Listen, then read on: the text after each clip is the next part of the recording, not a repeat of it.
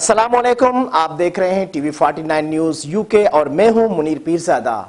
आइए आपको ले चलते हैं आज की खबर की जानिब। मस्जिद स्कूल टीचर्स एसोसिएशन तालका शहदादपुर के साबिक सदर प्राइमरी टीचर खुदा बख्श बुघियो की रिटायरमेंट पर उनके एहसास में अलविदाई तकरीब में सिंध के मुख्तलिफ शहरों से मेहमान शरीक। खुदा बख्श बुघियो के तंजीमी खिदमात और फ़र्ज शनासी पर खराज तहसीन। तकरीब के अख्ताम पर सूफियाना महफिल मौसीकी का इनेकाद किया गया।